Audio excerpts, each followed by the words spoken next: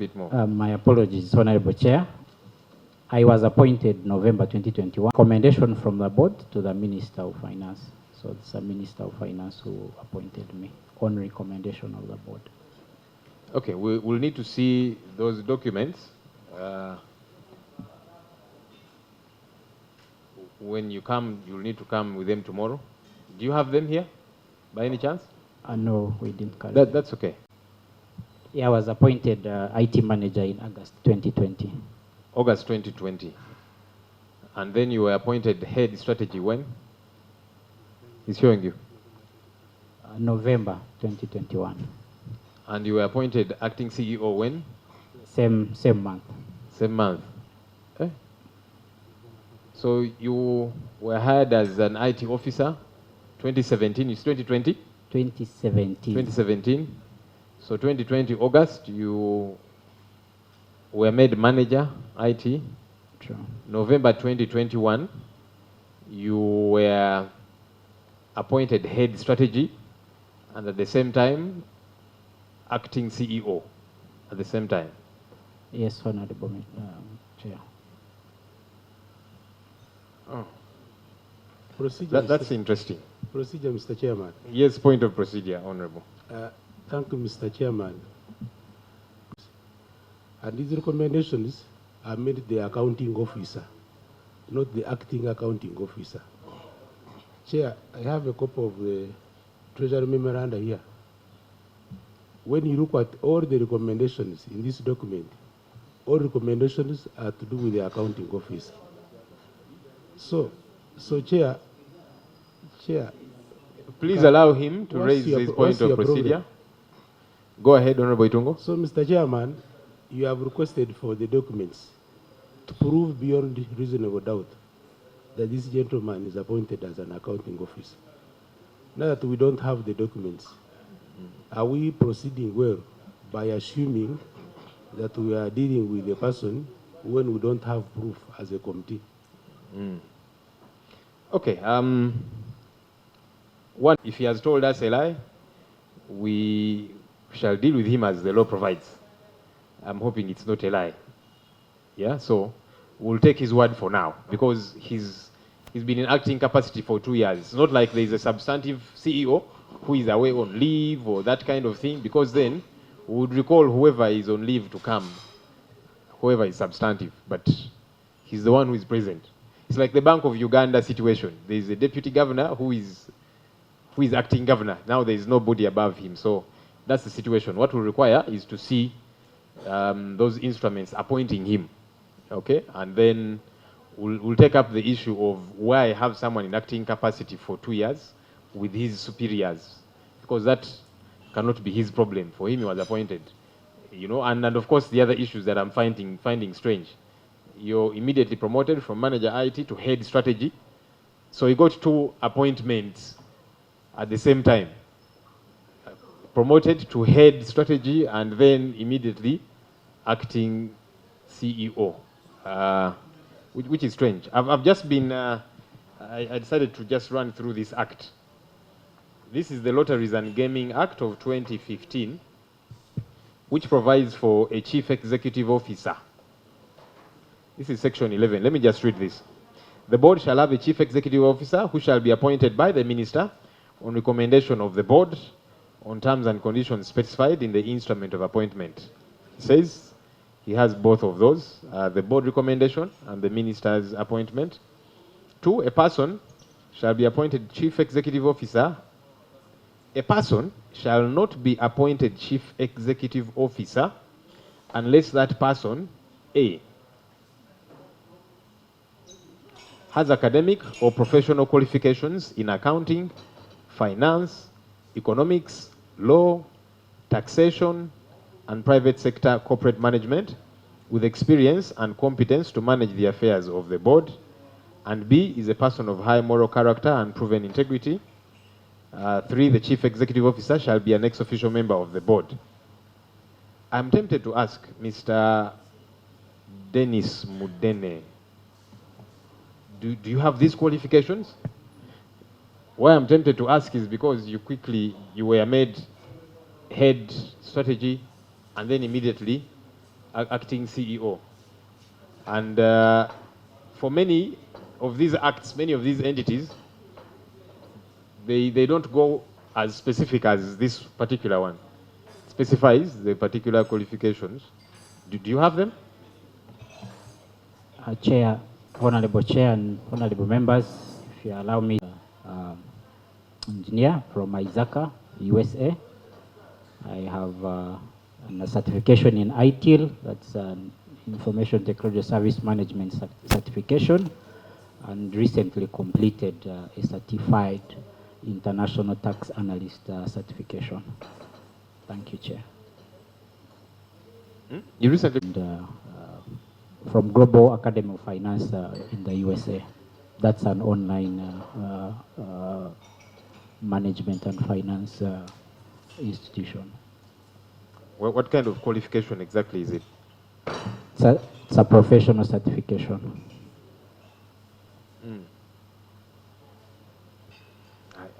I don't know whether it's me who is a little confused, because you see, this act seems to be very specific. Talks about qualifications in accounting, finance, economics, law, tax.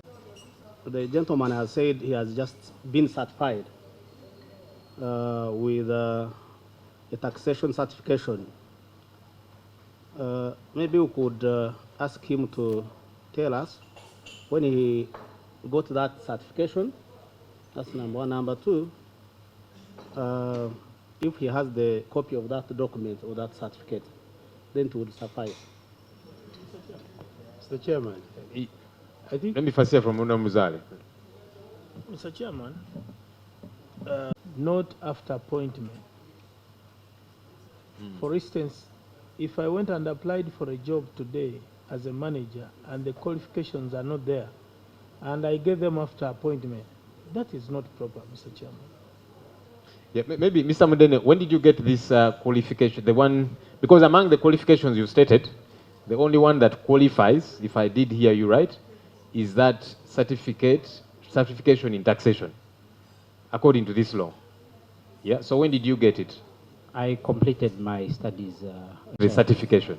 I have a certification of completion, and I'm awaiting for shipping of my certification.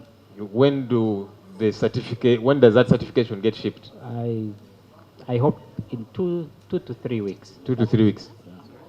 Well, what seems to be clear, you were hired for this job before you got the certification. I see you're called who? Deborah? Eh? When your turn comes to speak, you will speak. Eh? I keep seeing you protesting. I don't know, you're protesting against... I don't know whether what I'm asking is nonsense. No, Chair. Apologies, Chair, if it would seem that way. If there's something you want to say, we give you a chance. Yeah? Let's not... Don't protest from the back. If there's something you want to say, you're head legal, and you ask for opportunity to speak, I'm obliged to give you opportunity to speak, yeah? So that then I know what you're... Because now you're using sign language, and so I'm confused. I don't know whether you're protesting or, you know, so if you have anything to say, you ask for opportunity and you speak it out. Then I hear you and we all know what you're saying, because now I'm getting a bit bothered. Excuse me, Chair. So, Chair. Mr. Mudene, Chair. Let me just get this out of the way. You're given whether a certificate or letter of completion, waiting for your transcript, because the transcript is what you use eventually to show that you are qualified. So that would mean, because you're saying the certificates and so on will be shipped in 2 to 3 weeks. That means even as we speak currently, you don't have that qualification yet, because you're saying you finished your studies a week ago. Honorable Chair, I can confirm that I did pass a course, and because I saw it, the only thing is that he has also been acting for long, since 2021 to date. Yes, because Honorable. I remember when you appeared also in Finance Committee, we raised over the same issue, because I also sit on Finance Committee. We oversight you people. You raised the same issue last year and even in 2021. The only thing here is that we should put it before the board as to why they have taken so long to work on this in order to get a substantive CEO. Because No, don't urge me out. Leave me to make my You point. have the floor. Yes. No, I don't like that. When I'm submitting, Hey, leave me to Honorable. submit. CEO. Does it require him to have all the qualifications that we are talking about?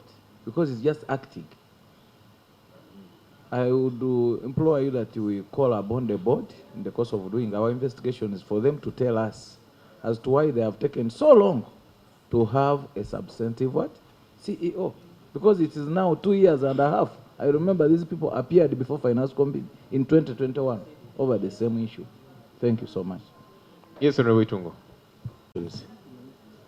And Chair, using the example of the last entity we have met, the acting CEO said that in that organization, there are some members of staff who are incompetent. And one of the assignments we had given her is to bring the list of the incompetent staff, but we did not continue with the entry. So, Chair, for somebody to act, he should have the capacity and the qualification to act. So that if there is any vacuum or anything, the person can either be confirmed or something. So, though the gentleman has qualifications and he has just done exam and the marking is in progress, my concern is, at the time of his appointment, did he have the qualifications to fit in the shoes of a substantive CEO? Chair, I need Yes, guidance. Honorable Roland. I need guidance. I need guidance. And then private sector corporate management. Let's have all those documents tomorrow so that we look at them. Amity, you said Amity University, India. Yes, Honorable Chair. And you got that 2016. Yes, Honorable How long was Chair. that course? It was a 2-year course. Oh, you went there or? No, I was doing online. Oh. And that university is registered, is recognized here in Uganda? Yes, it is, Honorable Chair. How do you know? Before I got onto it, I did my research. Anyway, let's have all your academic credentials availed to us tomorrow. See, acting is as good as substantive, especially now that we are coming to 2 years. It would be different if, you know, somebody is told just be around for a month as we quickly get a substantive one. But when somebody is in a position for 2 years, he's as good, because he's now the accounting officer for all these 2 years. He's the CEO for 2 years. And there doesn't seem to be any sign that somebody else is being recruited. Yeah? Yes, Honorable. Thank you, Chair. As we are getting away from that issue, I want to know. And from the time of that appointment, he didn't have the required qualifications. It's We okay, you don't know. respond to We are going to get the documents and get and establish. Yes, Mr. proceed. Chairman, in the event that the gentleman has been able now to complete his papers, now that he's going to be fit for that position, I think the board was trying to give him time so that he can finish his. That's what I'm saying, because the way he was moved from managerial position quickly to another position, then finally to appointment of acting position without the required qualifications, and finally for all this period so that he's able to complete his academics. It raises some. Yes, Honorable Itungo. Thank you, Mr. Chairman. Chair, with me here, I have a document acting. It is here. So is he acting? Is he an accounting officer? And he signed these documents. Well, I say he wants to say something. Thank God, another appointment for this current financial year we've started. Yeah, so I think the trend has always been that the CEO is accounting officer, right? Yeah, so it's one and the same for this particular entity. Yeah. So anyhow, let's get those all those documents tomorrow, because you see, even the M job studied IT and so on, and you know, so let's get all of that, and then we shall take it up with your superiors. Maybe, Madam Head Legal, now that you were itching to say something all the while, you're in charge of board affairs, right? Yes, sir. I'm Yeah. in charge of board affairs, Mr. Chair. Is this something you have ever brought to the attention of the board? Because you see, somebody cannot be in acting position for 2 years. It's not proper. I don't know if you find it proper even legally. I agree with you, Mr. Chair. We did bring it to the attention of the board, as well as the honor that stretched up to June 2024 were for until the rationalization process is completed. Until colleagues, let's have some order so that we can be able to hear what the SIPA are saying. Yes, the appointment was up to 2023, June, because of the rationalization process. So the Honorable Minister's appointment letter stated that Mr. Mudene would act up to until rationalization would be completed. However, we also received guidance from the Ministry of Public Service that we were given an extra 1 year up to June 2024. So that's justification. Those were the peculiar circumstances, sir. I saw at some point, Mr. Zinkavuma, you kept putting up your hand. Do you still have something to say? Not yet. And then acting CEO, do you oscillate between the two offices? Yes, Honorable Chair, I do, and mainly because we are really understaffed. So I have to do all the two jobs. And you're able to be effective in both offices, because both, in my view, are heavy offices. I am a committed government servant, so I must do what I am required to do. Okay, let's get all your academic documents tomorrow, and then we shall study them. Yes, Honorable Mzali. Running the two positions. So who helps you to assess you on the other position of head of strategy? The board does. What Honorable Muzali was asking is really pertinent, because a certain position should be supervised, maybe, yes, by a certain position. The board just comes as a general, body that looks over the organization. But now a CEO is supposed to supervise those other positions down there. Now a CEO is in a certain position. Now Muzali's question is, who is now supervising that position? Don't you think, Chair, that there is a conflict of interest there? Because somebody is the one handling that office and is supposed to supervise that office. How does that come? How does that happen? Because it is not really a small thing that we should just rub out like that, Chair.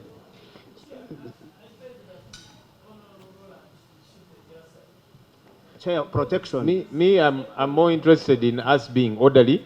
Yes. Someone is asking a question, let them ask whatever they want to ask, whether you agree with it or not. Chair. It is their entitlement. But let me first come back to Mr. Mudene.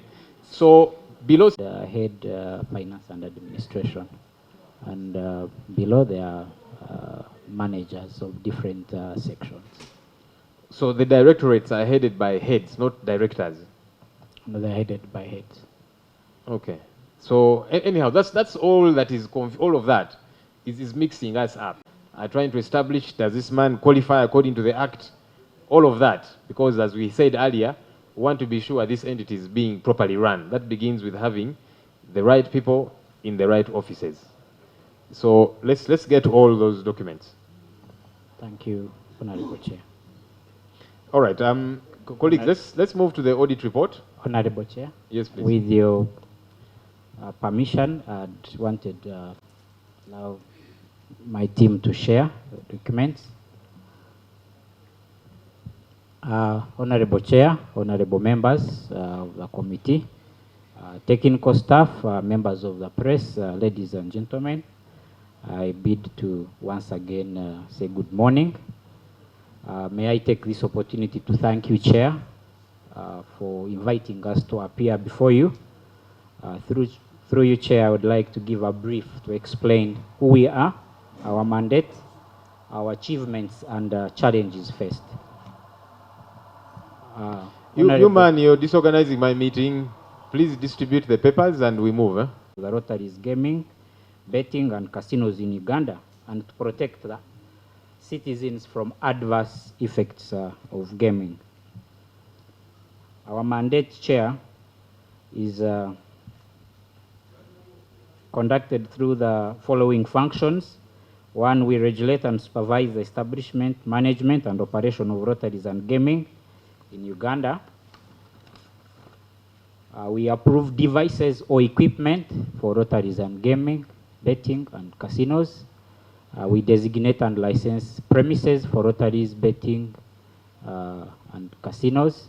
We approve games that may be made available for casinos, lotteries, gaming, betting, and casinos.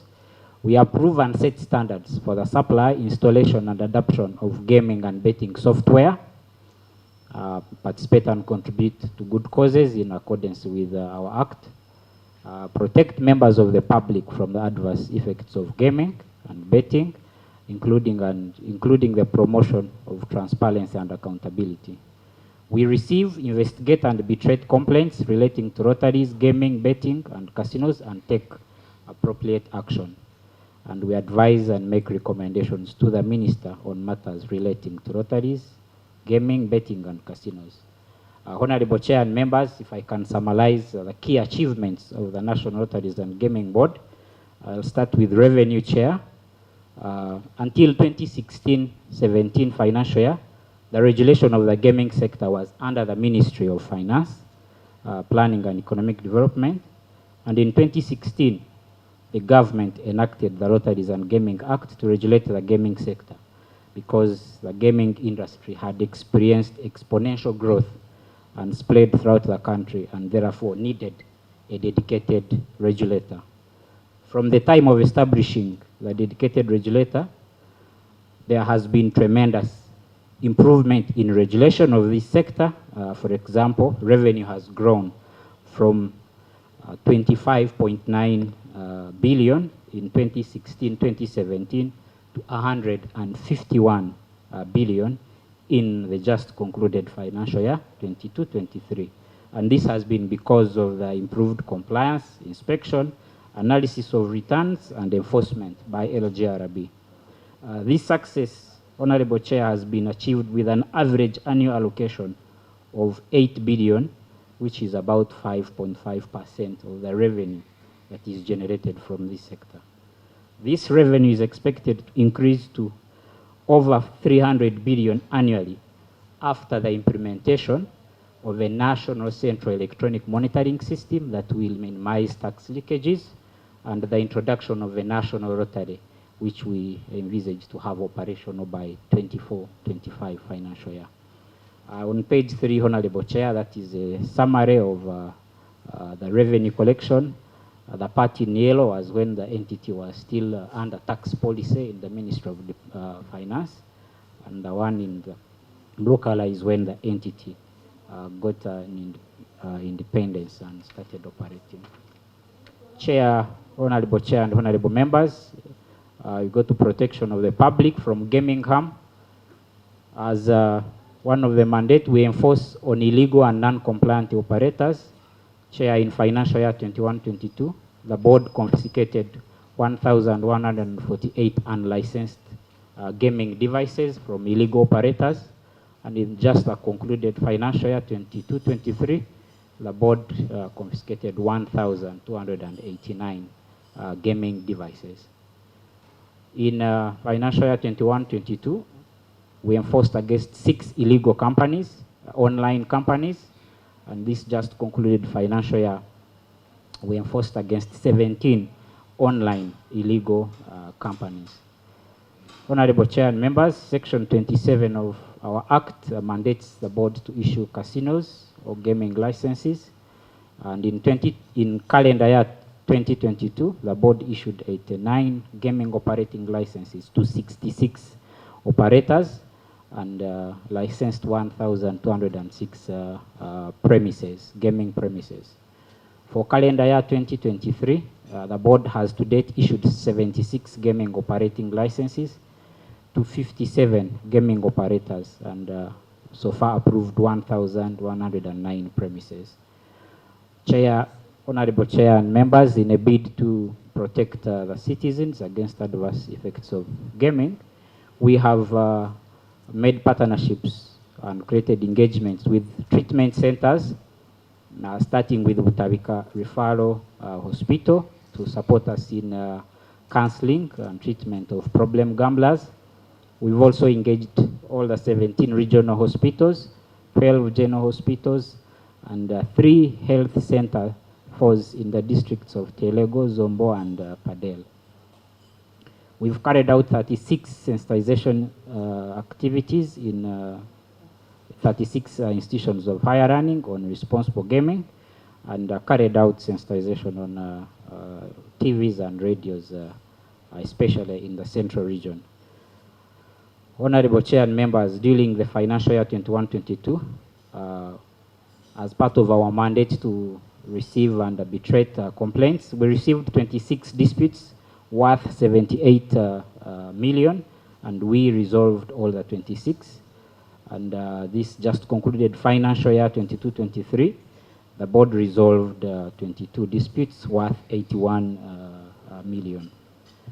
Honorable Chair and honorable members, we did develop 14 gaming software and hardware standards, and this was done in consultation with UNBS, and the standards are before the UNBS Council for approval before implementation. Honorable Chair, the sector we regulate is not an easy sector, I should say. It's a unique sector, and we have quite a number of challenges. One, underfunding of the board. The board is underfunded, and revenue generation in the sector is growing, so we believe that we should be funded more. We lack regional presence across the country. Honorable Chair and members, as you are aware, gaming has spread across the country, and there is need for physical presence across the country. Under staffing, currently the structure calls for 51 staff. However, the current available wage is for 40 staff. Proposed rationalization of the entity. This entity has been earmarked as a residue function to be mainstreamed back to the Ministry of Finance. And we believe that if left as an independent entity, there is great potential in this sector. And Honorable Chair, lastly on the challenges, we have a mushrooming of illegal online companies. However, we are closely working with UCC and other entities to block these sites. The recent famous one was the BLQ site that ripped off Ugandans. Honorable Chair and honorable members, lastly, our prayer as a gaming board. We would like to humbly request that the members of this committee champion our cause and become responsible gaming ambassadors. Support us to maintain this entity as an independent body, and recommend additional funding for this entity. Honorable Chair and members, I beg to submit. Thank you. Okay, thank you. We'll be interrogating your statement as we... I don't have responses that are supposed to have come from the board. So maybe can we have those responses? Or do they have written? I'm going to bring a copy from the back. Okay, in the meantime, we'll proceed as they get you that copy.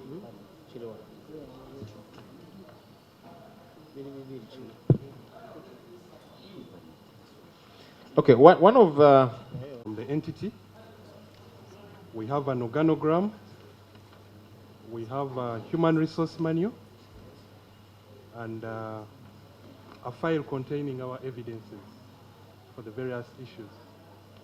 Okay. Let's just hand it over to her.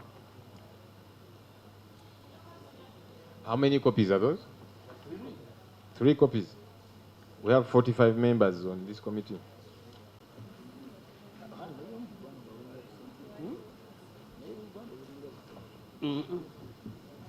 Okay, we have limited copies for now.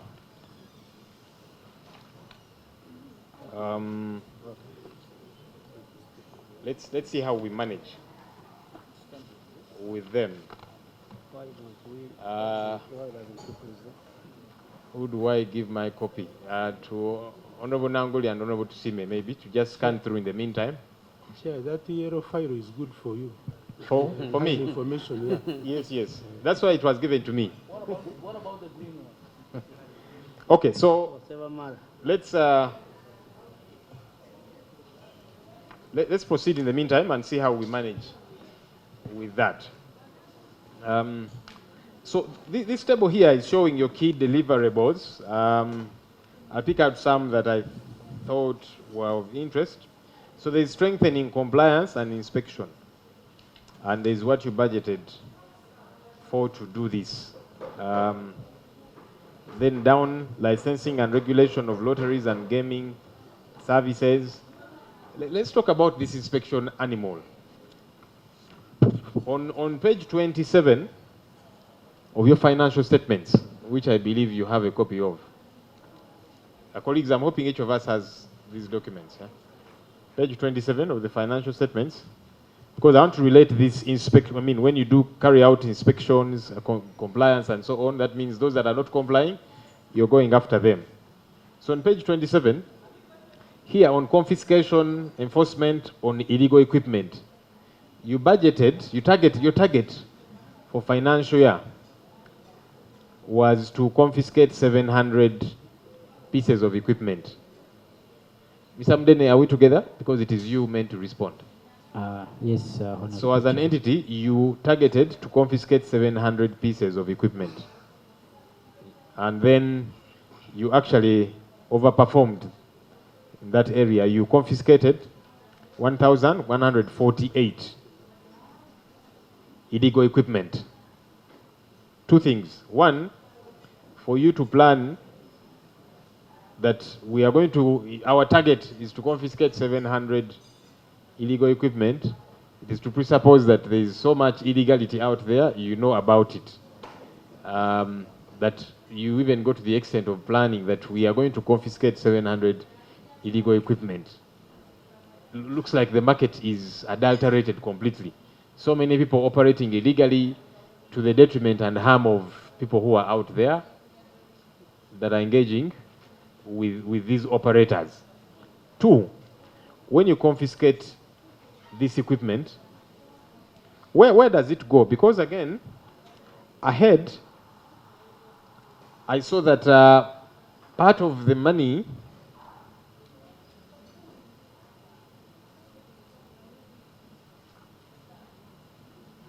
talking about illegal gaming equipment confiscated and destroyed. So you say that you destroyed this equipment. Give us an accountability of this equipment. Which kind of equipment is this that you confiscated, the 700, but also for you to plan and target that we are going to confiscate this. That tells something about the market generally. And what are you doing with this equipment? Thank you, Honorable Chair. Allow me to respond and then later call in my open shop next door. We get intelligence. But also our enforcement team, which is thin on ground, does surveillances and check certain areas. And out of that, we are able to have an estimation of the number of illegal premises and machines. And we are able to come up with a number that we target to enforce against. However, allow me request our head legal, who heads that section, to elaborate more. Thank you, Chair. Thank you, Chair. Like the acting CEO has submitted, we do undertake survey. So based on the previous year's surveillances, we estimated 700 illegal machines for confiscation.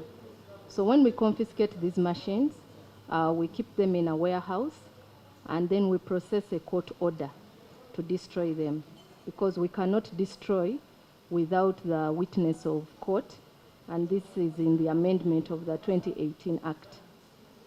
So we were not able to obtain the court order in that financial year, so we were not able to destroy.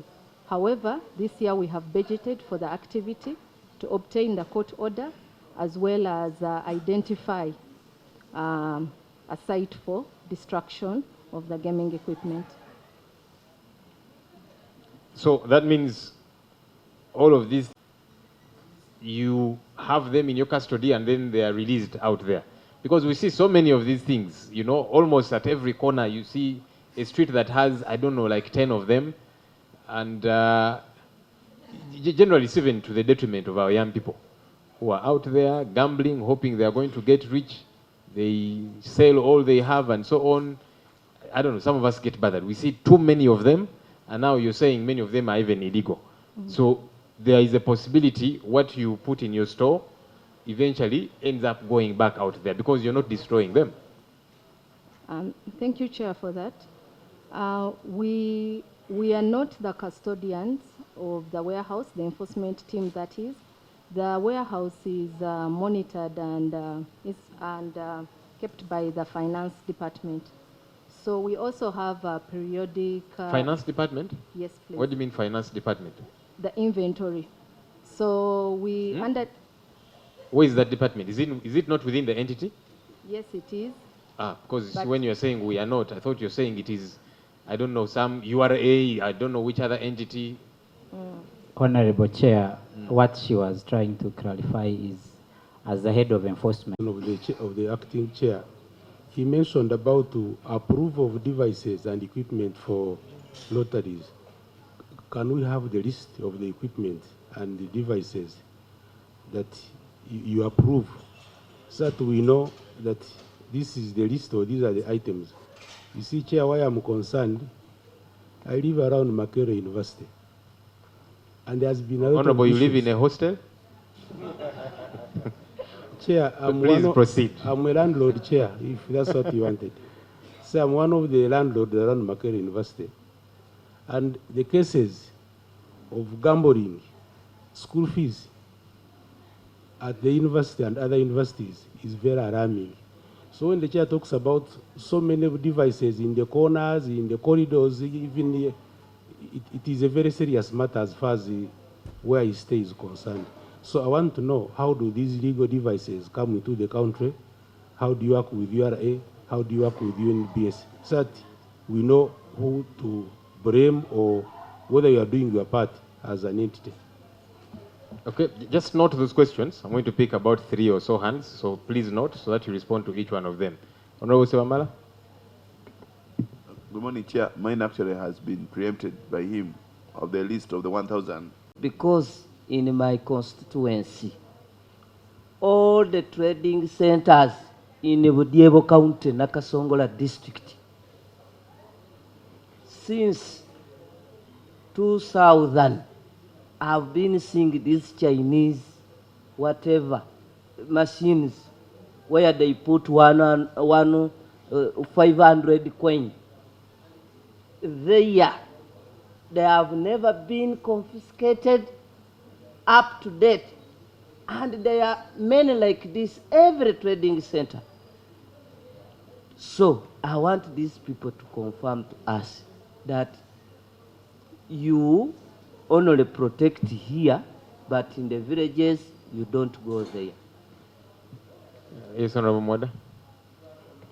As to powers of the board to confiscate, and 2, how it is actually done by the board. Because in the response, you mentioned the inventory, you mentioned the accounts. It's not a bit warranting that someone procures his or her particular equipment, you confiscate without enabling law and elaborate procedures as regards theft to what are the set standards, and if they are a copy, at least you avail the committee with a copy of the set standard of approved machinery or equipments.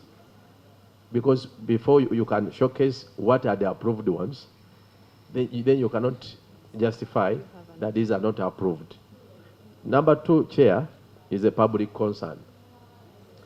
This board, headed by the CEO and his team,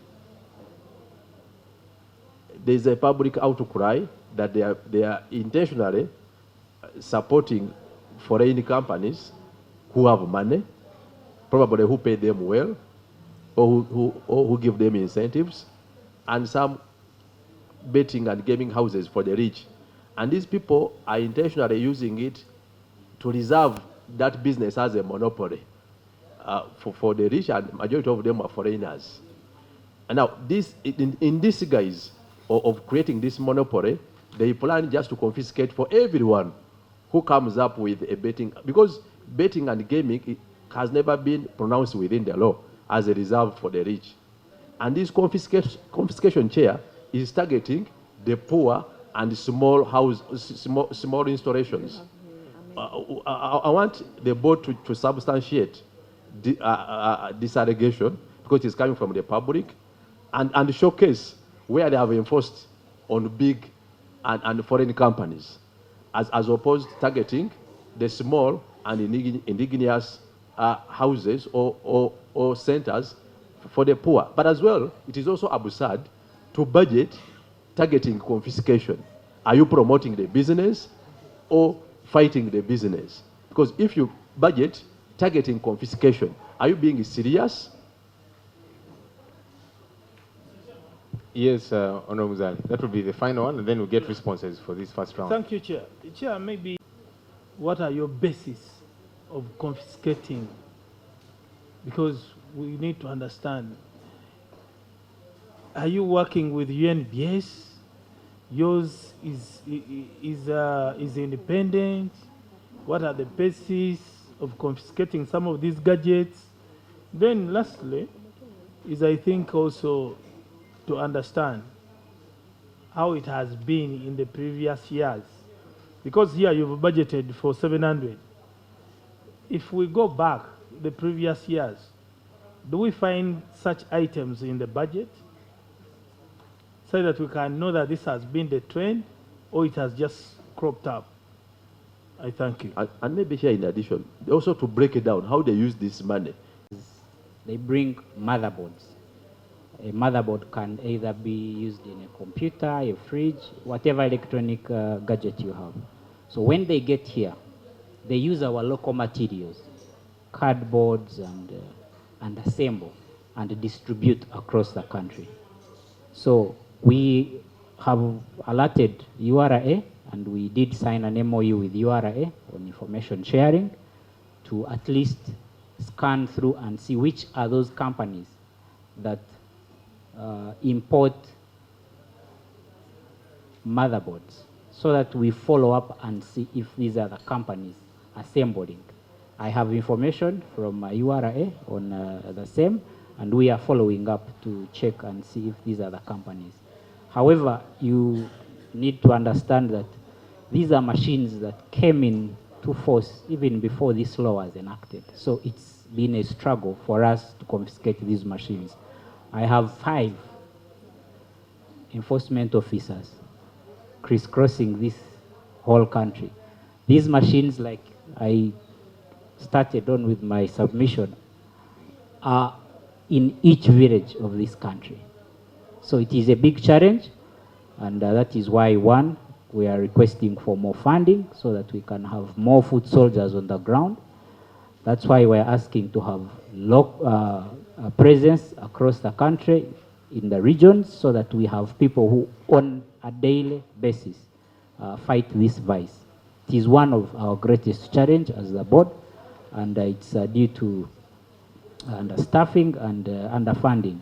Allow me request our legal, who also oversees compliance, to respond to the other questions.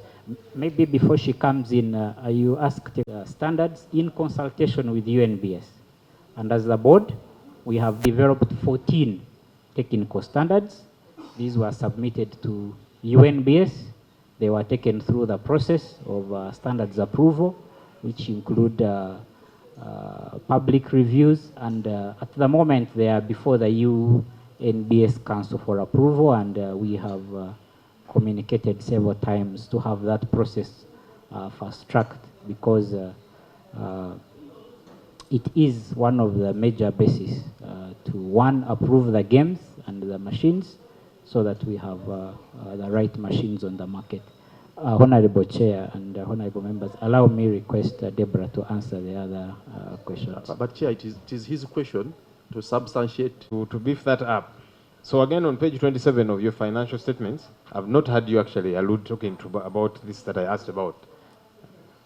Maybe you did somehow. But the very first item there, revenue from the gaming sector. You collected 110.5 billion. And most of this, we understand, is by one firm. Most of this money is from one firm, which is a foreign company. So speaking to what he's talking about, we seem to focus more on these foreign ones. We have locked out many others. So there are particular ones. I don't know what interest it is that we have, and I don't even know whether these particular ones are meeting the standards that are required. That's the other challenge. Is that in addition to this, Honorable? Maybe let's first get this, then. Honorable, is we have helped our locals to get into this business because they have been ordinarily the illegals. We have a list of about 6 companies that were initially illegal. We will provide the list and made them legal. Honorable, you asked we favor foreigners. We even have a fees schedule in our regulations that actually differentiates what money the foreigners pay and what the nationals pay. And honorable members, you need to understand this sector. This sector is a high-risk sector. And I want to put it straight that it is not a sector for anyone. You must have financial capacity. We have minimum capital requirements. You must maintain that capital. So you must get in when you're ready to do this business. This is a business where you collect money from the public.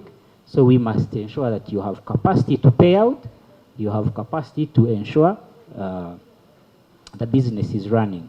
So, and we do also get a bank guarantee for 500 million from every company that is licensed.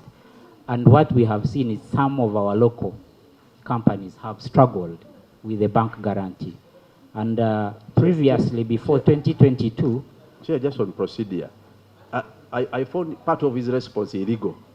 Where do you find in the law that imported machines from China or software becomes wrong?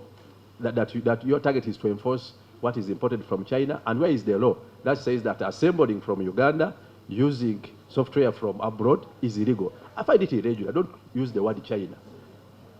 Honorable Member, I beg to clarify what I was referring to on foreigners and nationals. And this is of getting into the business. We have fees for foreigners. To where you mentioned the software from China that is used to assemble these machines and tagging it to China, I find it irregular that you ask from you as a regulator. Honorable, I beg to clarify on that again. I referred them in courts to Chinese machines. That was a quote that I used because ordinarily 90% of these machines we've confiscated are from Chinese illegal operators. And we have evidence to that fact. Do you have a register of... Honorable Chair, allow me clarify something that will maybe answer quite a number of questions. We have a query on the National Register of Gaming Equipment.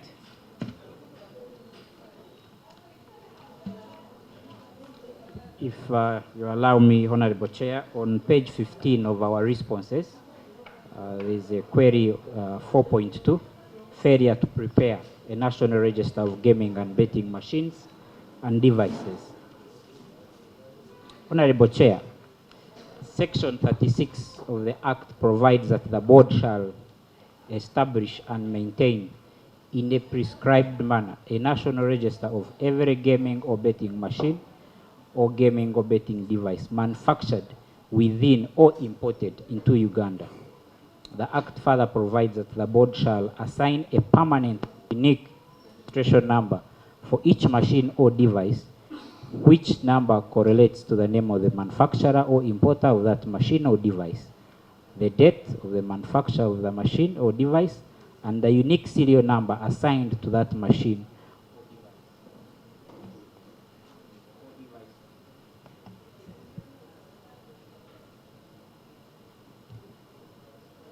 Sorry, I beg to repeat. The board is also expected to prescribe for each gaming or betting machine or device, record the name, license number, and other particulars of registered owner and any other person who has leased that machine or device.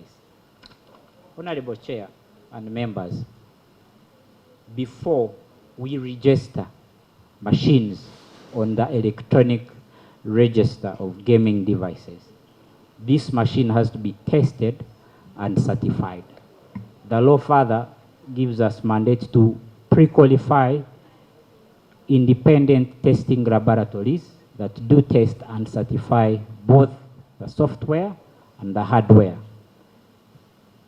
Like you had in my submission, Honorable Chair and members, we developed 14 technical standards and submitted them to UNBS for review and approval.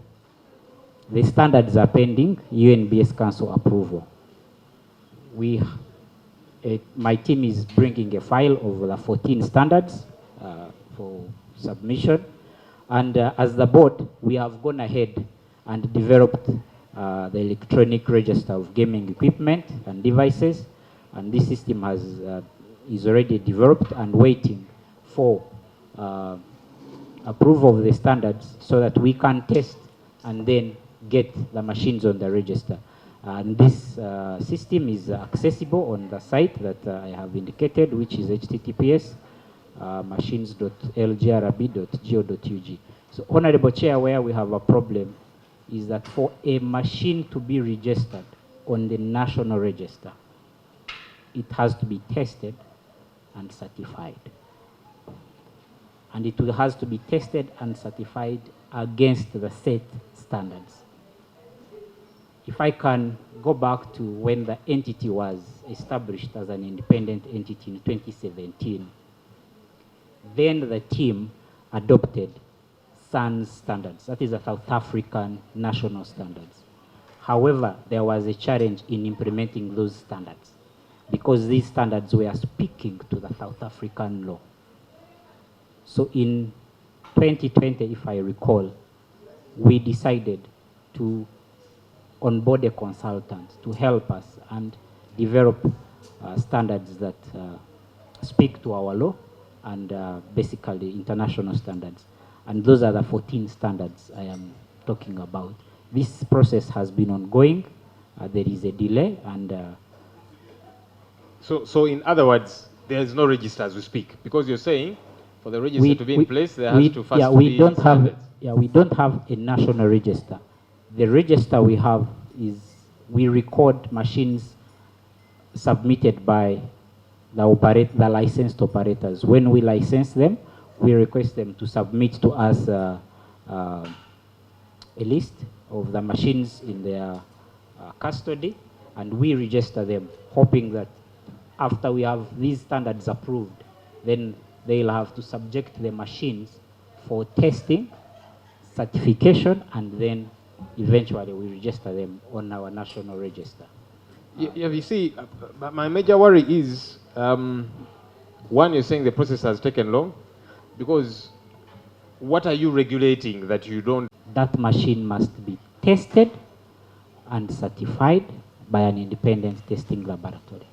That is not happening because the standards developed have not been approved by UNBS. Standards that we have developed as a requirement of the law and submitted to UNBS, and here is evidence of our correspondences with UNBS to asking them to fast track that process. Yes, of inventory. Reconciliation of physical stock is done on a monthly basis and records are updated accordingly. A few items were sampled and the physical stock agreed with the record. So what we want to ask, if there is a very small store, then how do you keep the 1,000 what? 400, 1,148? Which were impounded. This is from vote 123. Your own. This is the board of survey. Yes. Okay, now, I think we are talking about Something that you're going to dispose. Where would it be in the board of survey? Where would it be in your where is it reflected? Because if you're going to dispose of something, it should be somewhere. Because when you get them, they are yours. They are in your stores, isn't it? yes. How comes they are not indicated in your board of in the board of survey?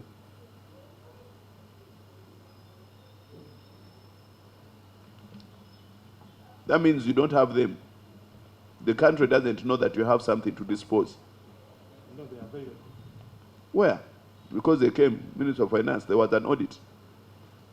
You didn't present them. You only showed them the stores at your office. I see, Mr. Is it Kavuma? Your hand is up. Yes, thank you, Chair. Honorable, needs to be accepted in this committee. I think there was an omission in terms of the board of survey. The warehouse was not part of that report, but it is available for independent verification. It is in Kawempe on Bomborot. Why was it not part of the report? Yeah. Why was it not part of the report? Because that is the gist of the matter, where it's very critical. Items come to you, and then you put them back on the market. And then when people come for audit, you tell them, no, this is our store. You don't take them to your central stores, because I would call the other the most, important. Oh, this exercise has just begun this financial year.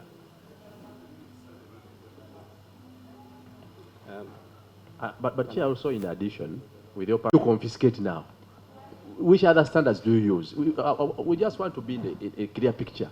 You said your standards for testing these equipments are not yet approved by UNBS. But again, you are confiscating now using which standards? Your head, miracles? No. Honorable, we don't confiscate against standards at the moment. If people are stealing people's money, how do you get to know? Because I brought my 1,000, and then this machine is not set, it is not calibrated, somehow it gives me a false result. How do you guard against that if these softwares are not, tested and what? And approved? Honorable, Mr. Chairman, before the CEO comes, you are almost operating illegally by confiscating people's properties. Okay, let's tie it in with what Honorable Nangoli wanted to raise. Oh, thank you, Chair. We've seen here a list attached in regard to application fees to conduct a national lottery. For foreigners, it is 50 million. Ugandans and East African nationals, 20 million. You go down in number 2. For foreigners to conduct a national lottery is 200 million. For Ugandans and East Africa is 100 million. And the others. My question here is, how do you confirm? Because I know, especially foreigners, more so Indians, they are very good. Serbians, even Indians, they are very good at dodging taxes.